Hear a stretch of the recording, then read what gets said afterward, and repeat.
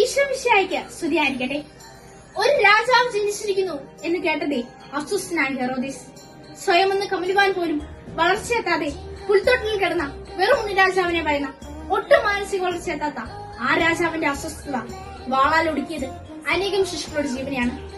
ദൈവമേ, സാമ്രാജ്യത്തിൽ തലയ്ക്ക് പിടിച്ച് യുദ്ധത്തിന് കോപ്പുകൂടുന്ന രാഷ്ട്രതലവന്മാർ, അധികാര നഷ്ടം അതിജീവിക്കാൻ അധീനത ഇരയാക്കുന്നവർ, കുടുംബങ്ങളിലും സമൂഹങ്ങളിലും അധികാരഭ്രാന്തിന്റെ അടിച്ചമർത്തലുകൾ നടത്തുന്നവർ, ഈ ഹൃദയങ്ങളിൽ നിന്റെ സമാധാനത്തിന്റെ രാജ്യം വരണമേ. കിഴക്കുതിച്ച് ജ്ഞാനികൾക്ക് മുമ്പേ നീങ്ങി പുൽക്കൂട്ടിലെ പൈതലിന്റെ മുമ്പിലേക്ക് അവരെ നയിച്ച നക്ഷത്രം ഇന്ന് ക്രിസ്മസ് രാവുകളെ അലങ്കരിക്കുന്നുണ്ട്. നിക്ഷിപ്ത ദൗത്യം നിർവഹിച്ചു എന്നതിന്റെ പേരിൽ ആ നക്ഷത്രത്തിന് അഹങ്കരിക്കാനാവില്ല. അത് സൂപ്പർ സ്റ്റാർ ആവുന്നുമില്ല. സൂപ്പർ സ്റ്റാർ പുൽക്കൂട്ടിലെ പൈതൽ മാത്രം.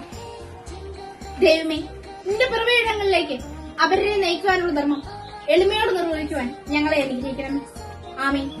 ഏവർക്കും ക്രിസ്തുമസിന്റെയും പുതുവത്സരത്തിന്റെയും ആശംസകൾ നിർത്തുന്നു.